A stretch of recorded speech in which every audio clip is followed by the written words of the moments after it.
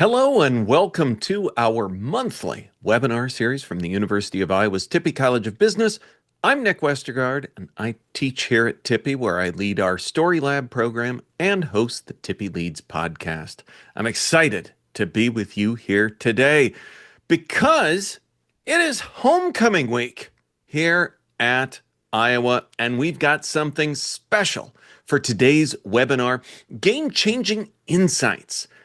Data analytics for sports marketing.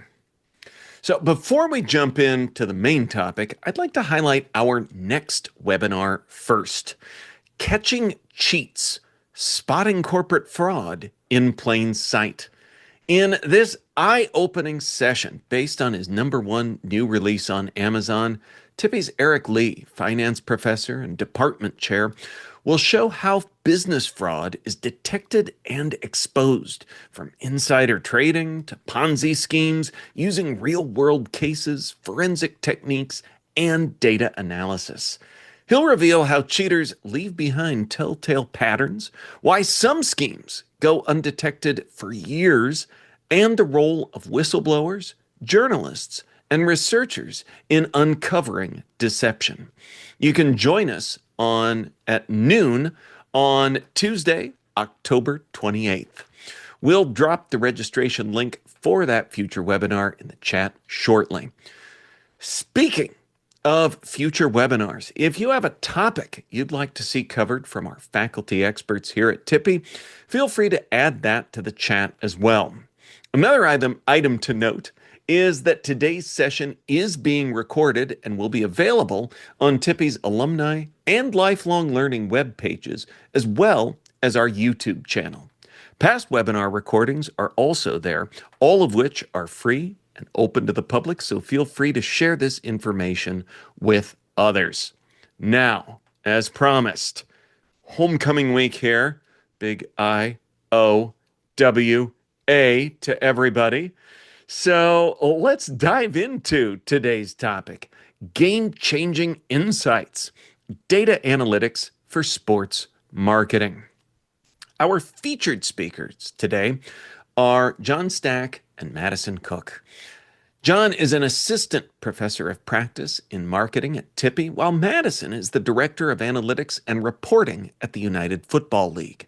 An expert in sports marketing and data analytics, John will show us how organizations use data to set prices, analyze fan feedback, and measure sponsorship effectiveness. He'll also share examples from his work in the classroom and industry, while Madison will provide an inside look at how the UFL is investing in cutting-edge analytics to shape strategy and engage fans. Whether you're a sports fan, aspiring marketer, analytics enthusiast, you're going to leave with real-world insights, practical examples, and a playbook for making smarter, data-driven decisions in any business. Now, John and Madison are going to talk, but we're going to have plenty of time for questions at the end of our discussion. So for that, please use the Q&A button at the bottom of your screen to submit your questions, and feel free to use the chat to, chat, like saying, "Hello from Iowa City. Happy homecoming. Go Hawks. See you this weekend." But with that, let's get started. And to do that, I am going to turn things over to our very own John Staak. All right. Thank you so much, Nick. Thank you for setting this up. And Madison, so grateful to have you today, to have your insight, talk about one of our favorite topics. Madison and I have had many rants and conversations on this topic, so it's fun to kind of bring it to an audience. Also very excited for that next podcast or the next webinar. Really set that up well. I'm excited to tune in. All right, so let's talk about an agenda for today. We're going to start with a practical view of data analytics. So don't worry if you're not in this world, right? If you're not super familiar with the world of data analytics, we're going to take a very practical approach to it, so that anybody, regardless of your experience with this, can follow. Sports is a lot different than a lot of other industries, so we're going to take a little bit of time to talk about how unique it is and why we need to approach sports differently than a lot of other industries. We're going to get into how leagues make money, right? How sports properties source their revenue, and that's going to tee up our conversation around how we use data to make better decisions to generate revenue. And so we'll talk, Madison and I will get into ticketing, a large source of revenue, pricing strategies, and sales enablement, and also sponsorship, using data to sell sponsorships and measure their performance so that we can renew those contracts. And we'll talk a little bit about the work we're doing in the classroom and finish with our 2 cents on where we see the future of sports business analytics. So first, what is data? Start with the basics. It is any record of an event or phenomena that happens in the world, right? So for sports, that could be a fan attends a game, buys the ticket, scans in, maybe they resell their ticket. They might like a post on Instagram of their favorite team, buy merch, buy a hot dog at the game, whatever, right? All of that leaves a trace, oftentimes a digital trace, that we can then use to make decisions. And we talk about, all right, data, pretty straightforward. It's just a record of what happens in the world. What is analytics? Well, it's just taking that raw data, right? That raw record of what happens in the world and organizing it, processing it, right? Sometimes through very simple analytical tools like a formula in Excel, sometimes more complex tools like a logistic regression or a neural network model. The whole idea, though, is to pull out patterns of what happens in the world, right? Insight into what actually happens in the world, and we can use that to better make decisions and to support our actions that we make. That in turn creates more data, and the loop goes on and on. Right? So analytics is simply just taking that raw data, that raw record of what happens in the world, and pulling out insights to make better decisions. Now, that all sounds great. And when we apply analytics to sports, though, we have to be a little bit careful about how we navigate this, right? I think the tendency is we use data-driven decisions to maximize revenue, to maximize profit. And we're going to talk about that. That is an objective, obviously, for teams and leagues. But sports is just so different than other industries that we have to keep this in mind. Your customers, unlike any other industry, they are deeply, deeply emotional about your product. It is part of who they are. It is part of their identity. Right? We can't say that about a lot of products. The benefits of the sports product oftentimes are intangible, right? We engage with sports to belong to a group, we don't consciously think about it, but it's a self-esteem.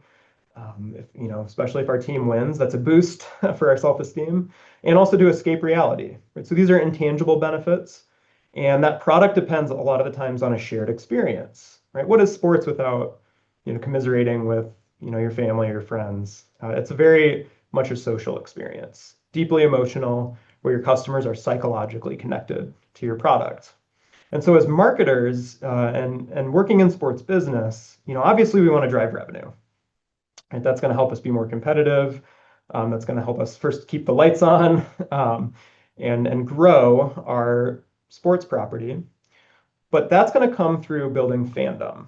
So as sports marketers, we like to think of, our objective is to bring fans through these different stages of fandom that you see. First, they need to know about us.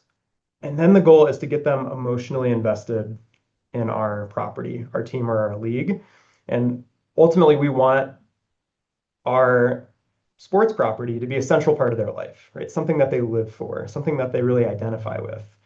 And if you can get to this final stage, we call this allegiance. There's about 30 years of research to back up that allegiant fans who are highly identified and emotionally invested in their teams, they spend more on tickets and merchandise. They're more responsive to sponsorships.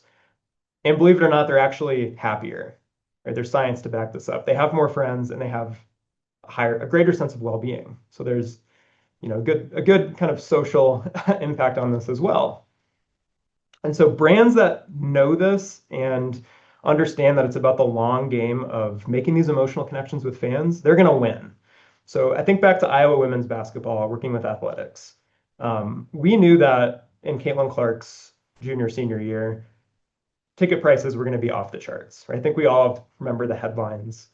But athletics kept season tickets to about $10 to $15 a game, when we could have been charging. You all saw the secondary prices, right? $300, $400, $500. I think even north of that in some cases. And so on a season basis, we're talking about several thousands of dollars. Okay, but we took the approach of, we're not going to dramatically increase prices, because we have a fan base to think about. Right? We're not going to do that to our fans that have been here 20, 30 years and have been so loyal to us, because we have to think about the long run implications of that. Right? These are the fans that are supporting us through merchandise and donations and just showing up and supporting the team. And that's a relationship we have to nurture. Right? So the short run, we could have maximized revenue if tickets reflected the true cost of what they were going for on the secondary market, right? But you take a long run approach to this. Here's Jesse Cole in the yellow tux here. He is the founder of the Savannah Bananas, and he knows this better than anybody. Savannah Bananas tickets are off the charts expensive on the secondary market. He refuses to increase prices dramatically to reflect that, right? Because he puts the fans first. He also is very selective about the sponsorships that he takes on and make sure that they have to improve the fan experience. And the Falcons do this with their concessions program. They're fans first. You can get like a hot dog for $2.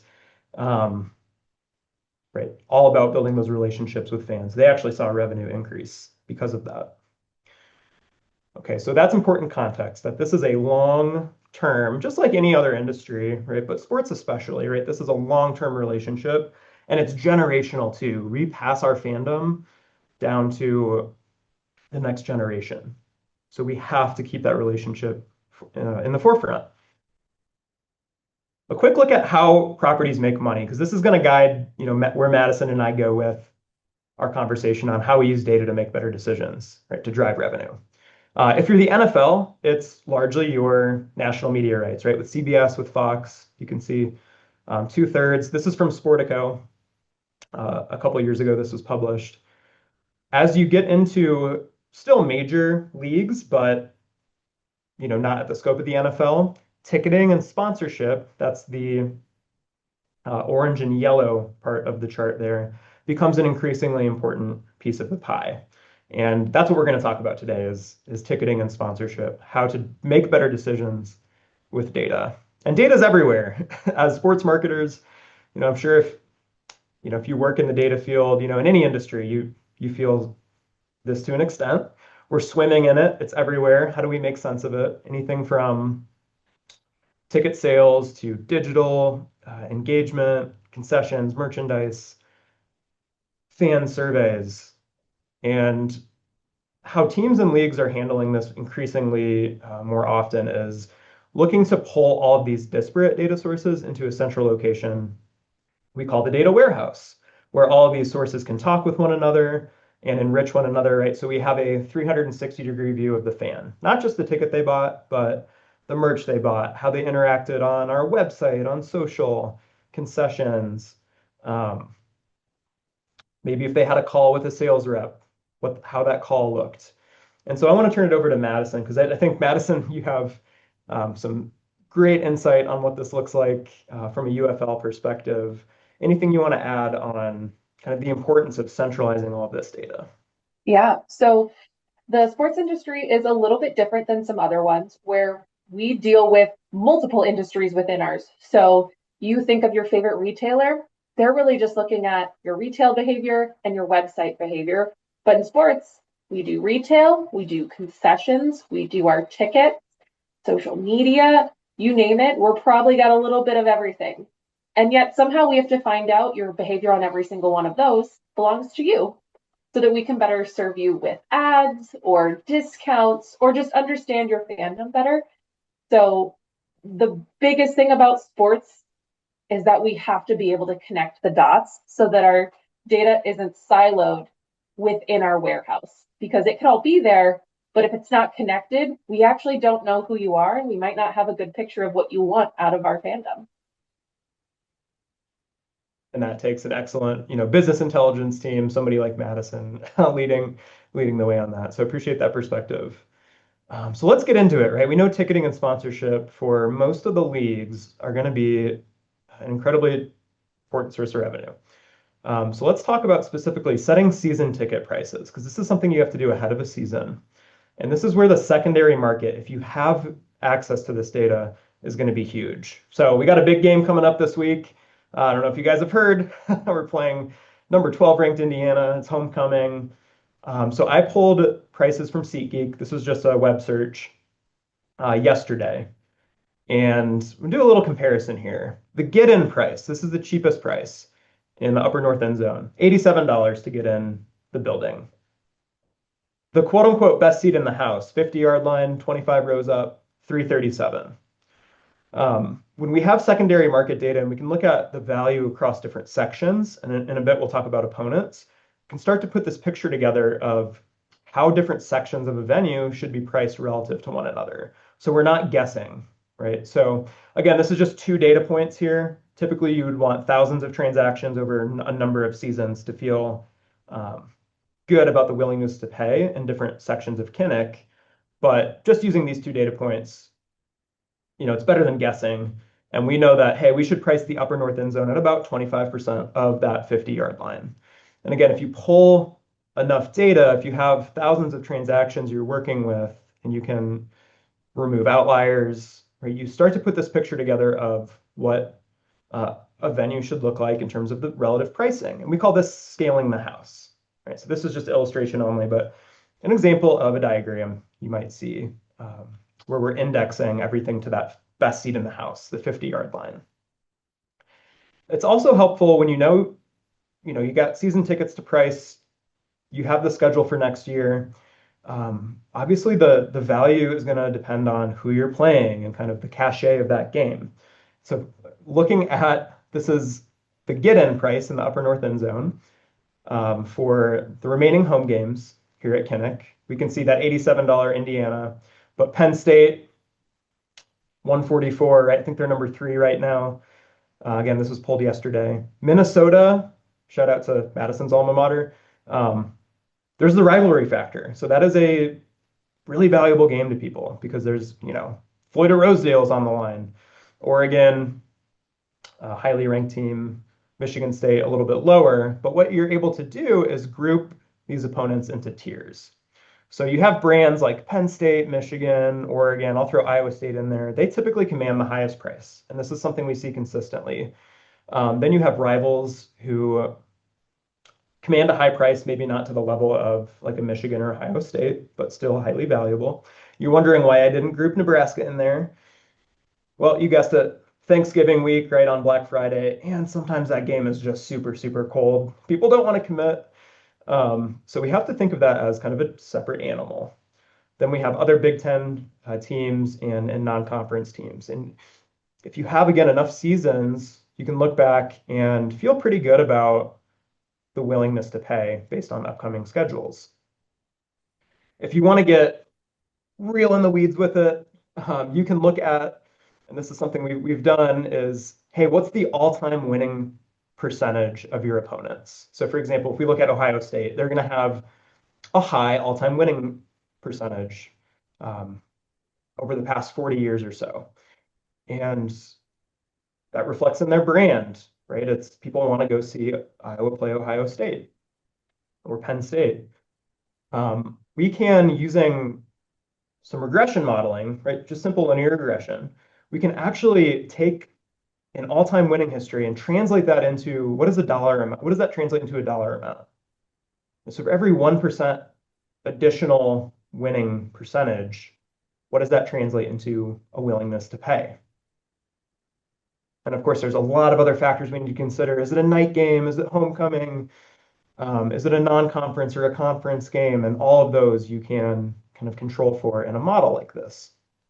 So secondary market data is hugely helpful for that. If you don't have any data to work with, maybe you're launching a brand new league, or you just don't have the volume, you're not out of luck, right? You have data collection methods you can look at. Van Westendorp pricing. Again, this isn't just for sports. This is any industry you want. I ran this study with my students last year where I asked, hey, look at this view of Kinnick Stadium. Imagine you were going to buy a ticket, 50-yard line. This was last year homecoming against Northwestern. Okay, it's a 2:30 kick, and you show this product, and then you ask 4 simple questions. At what price is this so cheap that you would question whether or not this is really a legitimate ticket? At what price do you think you're getting a bargain? At what price is it getting expensive, but you'd still consider it? And at what price is it too much for you to consider? And if you ask those 4 data points, you can actually project an optimal revenue maximizing price. And for them specifically, it was $67. So in my little sample of students. But this is incredibly helpful. If you're launching a new product to market, those 4 questions you ask on a survey can be really powerful. And another similar approach is a conjoint analysis study. Again, a survey method where you show 2 different products. There's different formats of this, but this is just one way you can ask. And then, hey, which one would you prefer? The 40-yard line doesn't seat as many people, $10,000. We'll call this like a premium box. Or on the 50-yard line, seat 16, but it's 15,000. Okay, which one are you going to prefer? You collect enough data, again, through a linear regression model. You can actually find a dollar amount for how much people are willing to move from the 40 to the 50-yard line. And that can help inform your pricing decisions. Okay, really powerful stuff, if you don't have the secondary data. So now I'm going to turn it to Madison. UFL is expanding, really exciting stuff. They're moving into new markets. So she's going to share some insight into how the UFL thinks about ticket pricing. Yeah, before I do that, I'll touch on one little tidbit. So I saw a question in the chat about what is the secondary market. So the secondary market, also known as the resale market, is if I were to buy a ticket firsthand, say from Ticketmaster or SeatGeek, and I could no longer go or no longer want to go to a game, I could post that and have someone else buy it from me. That is considered a secondary level of purchase, right? So primary level would be straight from the source, and secondary is from someone who bought it from the primary source. So just so that everyone's kind of aware how that works in sports, think of it like the Facebook marketplace of sports ticketing. You're just buying it from someone else who bought it from the store, right? The UFL does not have a secondary market at the moment. We're still really young and we have plenty of room for more fans in all of our stadiums, except probably St. Louis, who really loves to fill out that old Rams stadium. And it is quite the experience if you ever get there. Them in DC, my 2 favorites so far. But we have a new one coming on board. We announced, I think last month or maybe about 6 weeks ago, that we are bringing in Columbus, Ohio as our newest market. So for this slide, that's the example I'm going to use on how we kind of look at where should our ticket prices be. First off, we had to determine that the market was viable. So we looked at the market space, right? We said, what other types of sports are there? And within the same sport of football, what other teams exist? So you can see we have the Bengals, the Browns, Ohio State, got a whole bunch of other ones in there, right? It's a little crowded. However, we also look at seasonality.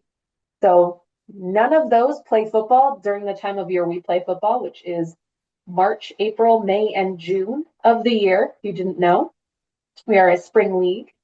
So we really just compete with soccer. And all they have is the Columbus Crew and Ohio State soccer, which doesn't quite overlap or share the same stadium. So we felt it was a pretty good market, also based on the fact that the market has some really good demographics. And when we look at demographics, we look at a few different things.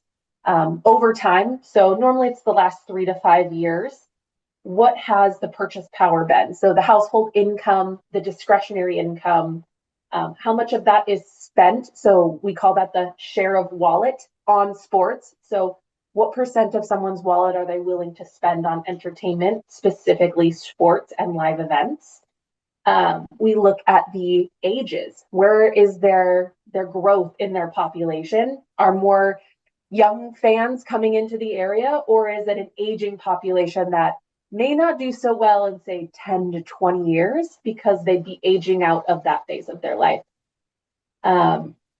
We also like to look at interest level. And the way that we do that without saying, hey, we're coming to your city, do you want us to exist? Is looking at what you search online, right? So there are third parties that you can work with to figure out what you're Googling or what you are going to from a website perspective. So, how many people in this geographic area are looking up the UFL? Like, who is the UFL? What's my closest team? And we call that a search index. So we see, okay, how does the UFL search index compare to the Ohio State football team or the Columbus Crew? Or nationally, does this market look us up more than our existing markets that have a team? So those are some of the factors that we look at in order to say, is this a viable market? And then when we go into pricing the tickets, we have to say, what is our stadium capacity? And then what other events does that stadium hold that are like ours? That is sporting events.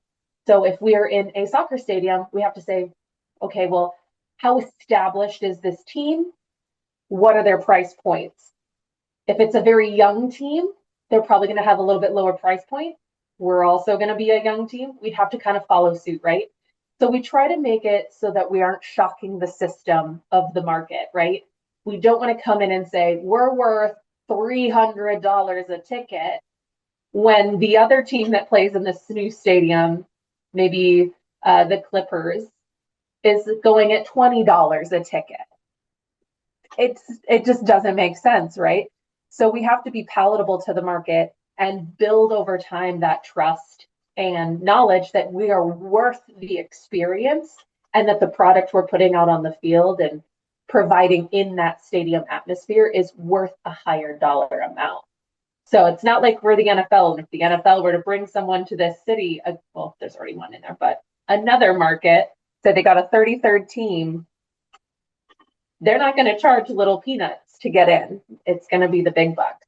So we know what our brand is and we're still establishing ourselves. So we have to meet people where they're at, and where they're at is figuring out if they want to be a fan, right? So if you go like John's level, we're kind of in the awareness stage, and we have some people who are creeping up. We have some teams that are creeping up all the way into that allegiance category. But we have to know where we're at as a whole and as a brand in order to price those. So as we get more towards that fan base that has an allegiance, the easier it becomes to say, we know our ticket value regardless of other teams. But until then, we have to price it in a way that is palatable and approachable for fans or non-fans to join in on the fun. Back to you, Thanks so John. much, Madison. And our goal is to get everybody to never see a sports game the same way. Right? When we talk sponsorship or when you think about tickets, it's gives you a nice perspective of kind of what goes into it. So really appreciate that, Madison. Now, pricing tickets is one thing, right? That's something we have to get right. But what about actually selling them? Now, inside sales in sports is still huge. This is oftentimes, great entry point. You see a couple of UFL, shout out to the UFL jobs open in the ticketing space. And this is, if you're looking to break in, oftentimes can be a great starting point. Mm-hmm. So with inside sales teams, still being really key in sports, that relationship hub of building those emotional connections with fans, right? We have to make sure we can prioritize who they're calling, right? Who they're reaching out to. So a little scenario here. Let's say we're a team with 500,000 accounts, okay, in our database, right? Our CRM database. Let's say we have 3 sales reps. Each can make about 70 calls a day, and standard 240 working days a year, some vacation in there. What that translates to is about 58,000 calls in a year, and some of those are going to be, duplicates to obviously to the same person going back and forth. Not everybody is obviously going to answer. Your hit rate is going to be much smaller than that. But just outbound calls going out, we can only get to about 10% of our contacts, right? And this isn't too far off from what teams experience. So you have to make that 10% or even less than that 10%. You really have to make it count. And you have to make sure that your sales reps have leads in front of them that are high quality and right there in front of them, right? No question on who they need to reach out to. And we can use tools like segmentation based on past purchase behavior. So if you know that you're selling football season tickets, right, to new customers, to new fans, who should you call? Well, maybe people that had season tickets in the past but dropped them for some reason, right? Can you get them back on board? Fans that have mini plan packages, those 2 or 3 game packages, can you get them to the next step, right? But the question is, how do we get that in front of our sales reps and make sure that those are high quality leads, right? The past purchase behavior is a great way to do that, right? And just to look at a dashboard, you might see if you're a sales rep and logging in. Outside of setting up dashboards for our sales reps, there's also some cool stuff we can do around modeling. So using a simple predictive model, like a logistic regression, just a simple model to predict kind of a yes-no outcome. This is a study that comes out of actually the AFL, Australian Football League, and it found that the more games you attend and the longer you're a season ticket holder, the longer you've been a season ticket holder, the more likely you are to renew your season tickets for the next year. Yeah, that's not really shocking. But the amazing thing is we can actually quantify for every additional year you are a season ticket holder, what percent increase in likelihood to renew does that result in? For how many, like one additional game we get you to, what does that result in the likelihood? And we can use that to prioritize who's at risk of dropping their tickets. Maybe we need to give them a phone call. Maybe we need to send them a thank you note, a gift, right? That can go a long way in building that emotional connection. Because once you get past that first year, right, the first time season ticket holders, they are at the biggest risk of dropping, right? Because they haven't yet built that emotional connection. Once you get past that first year, the chance of renewing becomes so much greater. This is something Orlando Magic found out. There's a great clip from the Sloan Sports Conference that I think will be shared in the chat. They did a similar study, and they found that, of course, the tenure as a season ticket holder matters. They also found bottom game attendance. Are you going to the worst matchups? Right? Are you going to the games that don't have the cachet, right? And if you're not, then you're going to be at a higher risk of dropping your tickets. So this actually informed a product where they enabled fans to return tickets for quote unquote store credit that they could use for concessions and merchandise, right? So if I know I can't make the Wizards game, I can actually return that back to the team and I'd get store credit. So I don't feel like I'm losing out. And then the team can actually, the Magic in this case, they can actually resell it again to another fan. So it's a really great product that came out of understanding these friction points. Now I'm going to pass it to Madison. UFL is doing a lot of cool stuff around automation, right? Using the past purchase data and other types of data to drive ticket sales. So I'll let Madison chime in on what the UFL is doing in this space.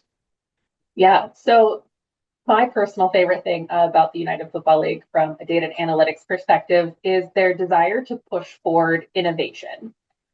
Something we are currently working on and have part done, some of it's still in the works, is using Salesforce agents. So if you don't know what a Salesforce agent is, think of it like a very, very smart chatbot, right?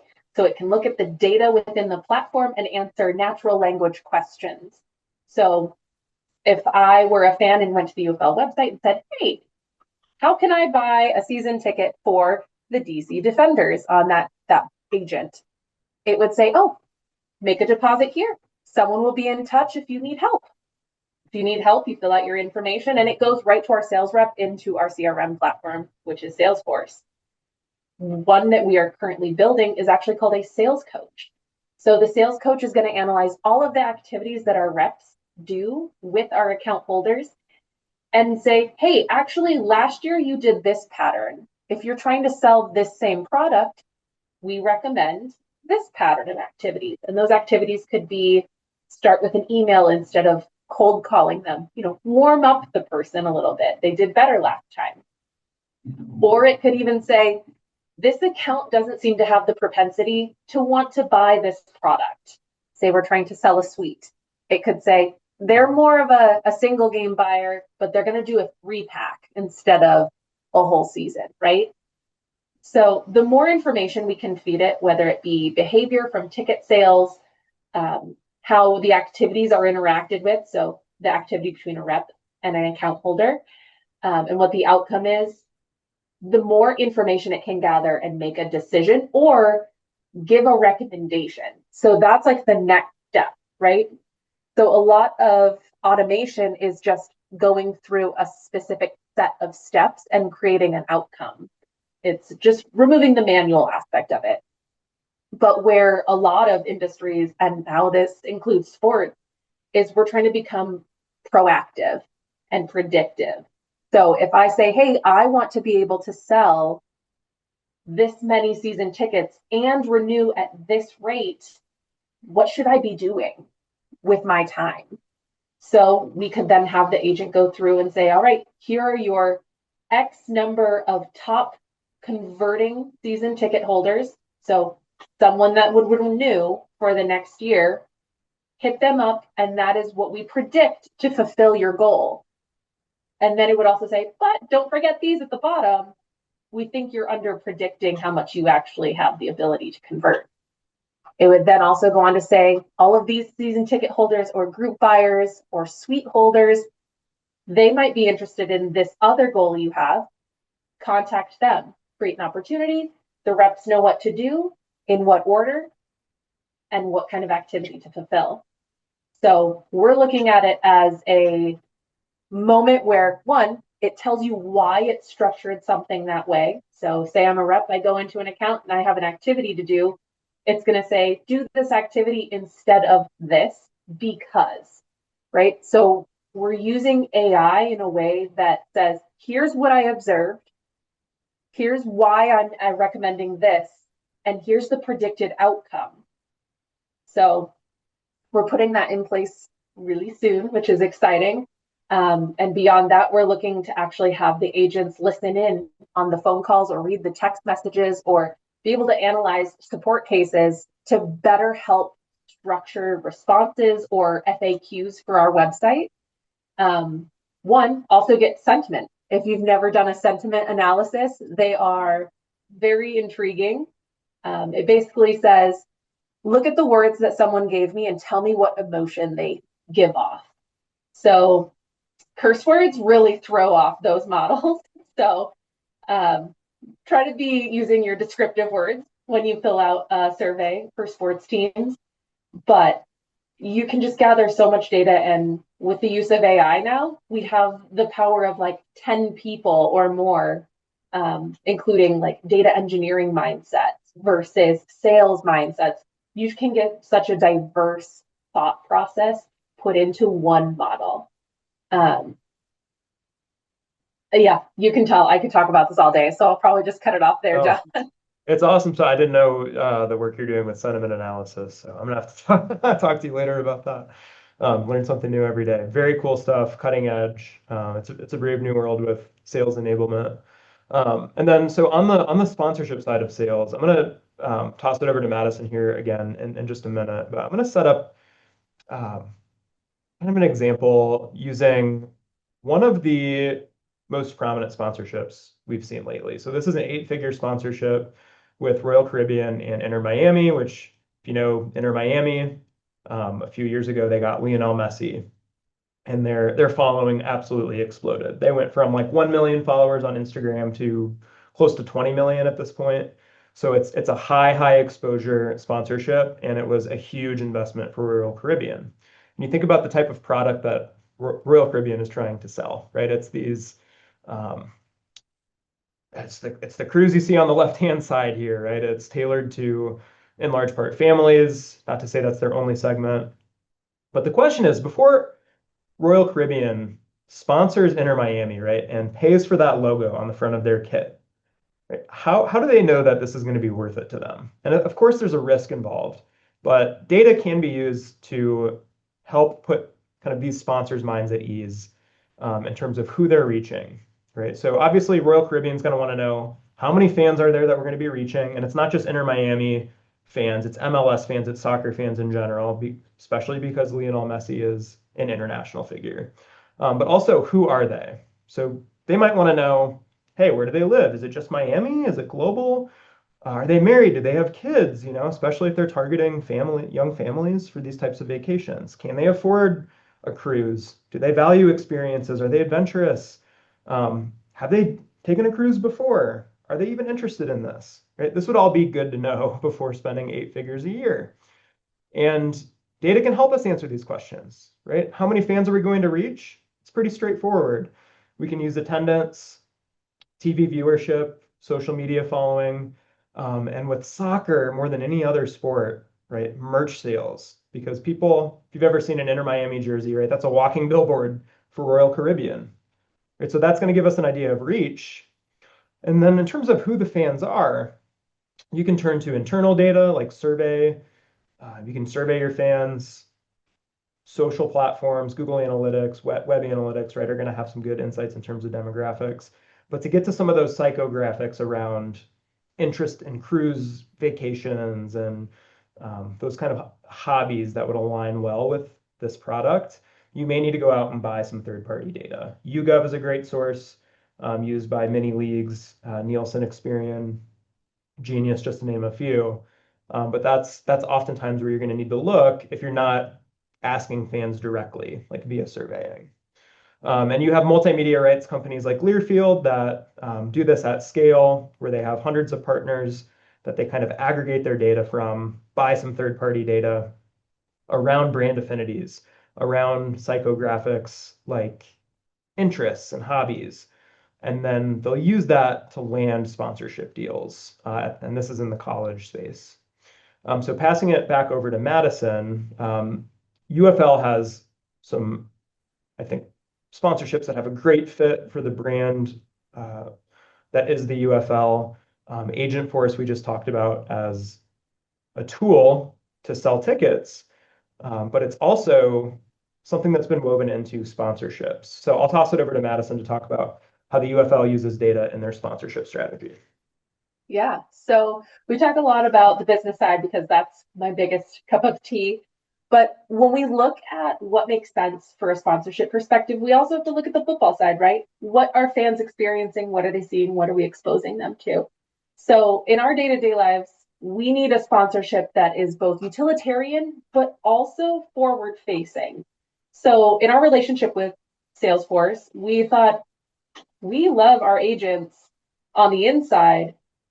Why not put them out to the fans? So we have two of them, one on our website, which is also on our app. They're the same one, just different locations. And then we have one that's actually broadcast. So at the beginning of our games with Fox, one of our owners, they have their agent force question. And we have an agent dedicated to looking at our sports data and analyzing in the sports context, right? So in the screenshot that John has, you can see that the announcers would have asked the agent, how can the DC Defenders limit Hakeem Butler today? And the simple answer that took a million data points of analysis that the agent was able to come back with was increase use for zone coverage. So whether that actually happened or not, I don't know.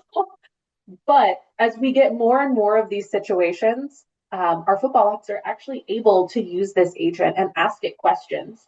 So who knows? The agent might be helping make decisions more and more as we go along, because as we train it or as we help it learn how to interpret data and give us answers in a more realistic context, it's going to make the use of it even more invaluable. Now, I know the fans would love to get their hands on this one, but that gets a little tricky with rights. And so we're working on it for you, but we have to make sponsorship deals that benefit everyone. So our data provider might want to get in on that. So more to come. But you can also see some other sponsorship plays like Underdog, which is betting, Zoa, which is a drink, which in our headquarters, you will find a plethora of it if you ever get thirsty. And then Pizza Hut. So I think we attempted to have the biggest pizza party at one point. I don't know if we actually got the record, but it was a good time from what I hear. So Sponsorships are vital, but we try to make them both utilitarian and a good fit for our fandom. So if our fans don't like Zoa or pizza, you're not the best fit. Perfect. Yeah, I mean, I think this agent force working that into a sponsorship activation is some brilliant stuff there. So, okay, I know there's about 20, I think, questions in the chat, and we want to get to as many of those as possible. So, on the evaluation side, I will kind of walk through this quickly, and then we'll wrap up here with some final thoughts on kind of the future of analytics. Then we can open it up to the Q&A. So, with baseball, playoff baseball starting, World Series is around the corner. Want to highlight a quick sponsorship here. Capital One, a couple of years ago, nailed down a $125 million contract over 5 years with the MLB, right, to be the official bank and credit card. So that's 25 million a year. The question is, how do they know they're getting their money's worth, right? How do they know this is a good investment? And you think about one of the prominent assets is if you tune in, I think is there a Cubs game tonight, I think. If you tune in, I don't know if Capital One's going to be the feature behind the home plate, but you can see in this last year's World Series, they had that sign behind home plate. That's on camera constantly throughout the broadcast. You think about the cost to advertise during the World Series, it's about $500,000 for a 30-second ad spot. Okay, this was from Sports Business Journal. If you look at how long that Capital One logo is on the screen, it's about an hour. So that's the equivalent of 120 30-second ad spots. $60 million worth of advertising if you do the math. Now, we're not going to pretend that that sign is the same as a 30-second ad spot, right? Think of like the Capital One Bank guy, those ads that you've seen. That sign on the screen is not quite the same. So we have to adjust for that, right? The clarity, the size, where the sign is on the screen. Maybe it's cluttered around. You see there's a couple other sponsors around, there's some clutter. So we adjust for that and we discount it. And AI does this, right? And we're training AI to get really good at this. And so we might say that, hey, 5%, this is 5% the value of a 30-second ad spot. That's still over the course of a World Series, $21 million, right? Close to that full value for a year. So this is the process that we can take, train AI to look for those brands and assign media values based on really how many people are watching, right? And we can do more kind of bespoke evaluations around, hey, if you need to get customers to understand what you're doing, right? You might need to look at surveying your customers, like Guidehouse with DC United. Had no idea what Guidehouse was. So this is more a product understanding. Maybe it's trying to get customers or fans to like your product. So that's something you might ask directly. And then just asking them, hey, did we influence your sale if you booked a cruise? Was it because of our sponsorship with Inter Miami? Okay. Wrapping up here, working a little bit with my students on a project really around branding and working with Madison on how can we think about branding the UFL. So you see we're working on all of these items you see here, and we're using data to help guide that branding decision, right? So what are the current perceptions of the UFL, and how can we lean into the positive perceptions and maybe create new brand associations? But even something as, ambiguous, right, as branding can be guided by data. So it's a really fun project. We're just getting started with this. Really excited to dig into the data, and the students are enjoying this tremendously. But it's a data-driven decision about something that maybe doesn't seem data-driven on the surface. Okay. Now wrapping up here, I'm going to kick it over to Madison because she gave me a line the other day that I had to write it down. It was priceless. And I'm in full agreement with how she's thinking about the future of data analytics. So I don't need to add anything more than what she says. I'm fully aligned. So Madison, do you want to impart us with your wisdom on kind of how we I need to don't think about know. all these shiny I don't know how objects? much wisdom is in it, but through Yeah. conversation with John, we had the one line come out of fans put their money where their emotions are. So the name of the game for data analytics is to figure out what drives emotion. Where are people spending their money and where do they find the most value is great. But if you can't emote and you can't get them to emote something towards your product or immediately see your brand and go, I have to have that, it's not going to be a long longevity, right? There's no longevity there. It's just a flash in the pan of like, oh, well, I'll check that out. And then you fade. So you have to start tying together those moments, those memories, those feelings. Um, if I had to give an example of one where my money went, where my emotions are, the Minneapolis Miracle, I was there, I saw it, and you better believe I bought a t-shirt that day so I can remember it forever. I'm sure everyone else has a story similar. So fans put their money where their emotions are is kind of where we end the analytics. And in this landscape of AI models and chatbots and increasingly powerful predictive models, I think we have to keep that in mind, right? That just that line is so important to remember that it's all great and it all helps drive incremental revenue, but at the heart of it, we have to build those, experiences like what you felt at the Minneapolis Miracle. We have to give kind of those emotional experiences that you share with friends and family, quite honestly, is what it comes down to. So with that, we can take questions. Awesome. Well, we've had several come in already. Dennis Keitel asks, how do teams negotiate the concessions contracts as concessions are operated and managed by by third-party companies? Yeah. So actually, before this, the panelists and hosts were kind of talking about how in certain places, the concessions workers are actually unionized. So they would have a standard rate. And then the food product is normally like you get a list of all the products they could provide you and what the base costs are. And then what you charge the fan would be kind of on the team and the stadium to decide, right? So if you're looking at a team who does not own their stadium and is just say renting it for a day, the stadium is going to come to them and say, this is what we offer you through our contract with that third party. How would you like to proceed? You may have to pay a premium to get certain items because they might be a little bit more intense to make. But normally it's a kind of like an a la carte system. You don't get to negotiate too much because there is a floor to that pricing. But as John noted, some teams choose the floor. If you're the Atlanta Falcons and you want to make sure everyone can afford their beer, popcorn, and soda or whatever it be, you keep it as minimal as possible and just take the small incremental revenue in a higher quantity. If you are, my former employer, the Minnesota Vikings, you may choose to have the more local cuisine that has a higher price tag. I'm trying to think like their bacon cheese curds for $15 and like fulfill that niche, but you aren't going to sell as many, so you have to mark it up slightly more than you would say the $6 popcorn. And speaking of your point that you were wrapping up with on emotion, there's a great question in the chat from Trent who notes, how much does positive negative emotion drive change in marketing efforts for leagues and teams?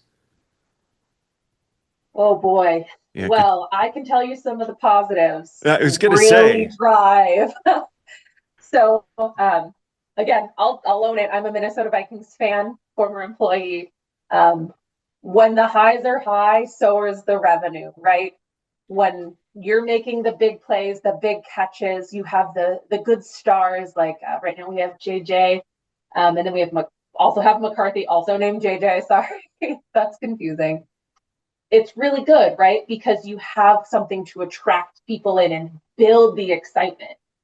But when you get to have a Super Bowl ring and you keep missing the Super Bowl, it's a really low. And so off seasons can be very hard from a continuing revenue standpoint, right? So when you're in it and there's still hope, right? That emotion word, hope, revenue is up. But as soon as hope is down or lost in some people's cases, they get so distraught, their willingness to part with their money with you becomes almost non-existent. Like they don't want to because you've broken their spirit in some way. So it is completely correlated, 100%. And to that point about emotions, we've got, you've got a skull in the chat. You've got some love for the DC Defenders. So feel free to drop your Great team. teams, your team love into the chat for all to see as well. Mary Kenyon asks an interesting question. We've talked a lot about data analytics in sports marketing, but Mary asks, do you have any insights on how teams use data and analytics to improve or enhance team performance, e.g., the product people are paying to see? A lot of data Yeah. there too. Madison's got a lot Oh, on this. oh I was yeah. going to kick it to Madison. It's the other side of the coin for me, right? So I focus on business, but the other side of the coin is the field. Mary, my goodness, you need to go out to the MIT Sloan Analytics Conference. It's about sports and analytics, and you'll see both sides of that coin highlighted absolutely fantastically. I want to say there are a few Iowa alum who've gotten top 3 in the analytics competition in the last couple of years. So, or top 5. I've seen a few. So you guys definitely hold your own there. Some examples, some of my favorites, figuring out what play to play next. And you could do this with AI. You could do this with some non-parametric method modeling. So basically, if you are in the booth with a coach, I don't think the NFL quite lets anyone use AI yet to the extent of like our agents do for our sales reps. But we're going to be moving in that direction, right? How do we use AI to look at the field, use computer vision and say what play happened, identify it, what was the mistake, or how did they break the defense, if we're looking at offense versus defense, and then what is the next most likely play to be done given the yardage remaining before the down, or the likelihood that they're actually going to bring a kicker out and punt, right? And then how do we counteract that as a team, knowing our strengths and our weaknesses on that given day, and like the performance that has gone through to completion. So if we had this scheme for defense, did it work? Yes or no? What is the percentage that it actually worked? And what is the percentage it's going to work again if we know this other side is most likely to do this play? That is where the sports industry is going, right? Pulling in all of these other levels of expertise like computer vision engineering and like AI work from Silicon Valley. It's going to be really cool when it happens, but you may never actually know what's happening. If you can't tell, that's like the coolest thing in my mind. So I know we're leaning towards that. I think we're calling it like AI coaching, kind of.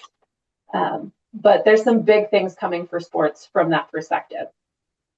Awesome. Well, we will not just leave it there because there's one more point that came in via the chat to you, both Madison and John, that sums up kind of, I know what we're all thinking. We've got Haley Stessman, who is a current CRM analyst with the Indianapolis Colts, chiming in here. Great Casey's one of webinar. my favorites. A great webinar. I even learned a few things. You two are inspiring. Big thanks to you both for today's presentation. It was wonderful, and we appreciate your insights and thoughts. A couple more points to make on homecoming week as we wrap up. We've mentioned AI a lot, and that is the focus of our upcoming season of our podcast, Tippie Leads. It kicks off next week, but to celebrate homecoming and get you excited, we have a special interview tomorrow that will be live in the Tippie Leads feed with Tippie alum, Hawkeye great, and Hamburg Inn owner Nate Kading, who talks a bit about the risks of entrepreneurship. So be sure to check that out on Spotify, Apple Podcasts, or wherever you like to listen. This webinar has been recorded and will be available on our alumni resources and lifelong learning pages, as well as our YouTube channel. Right after the webinar, a brief survey will appear in the browser.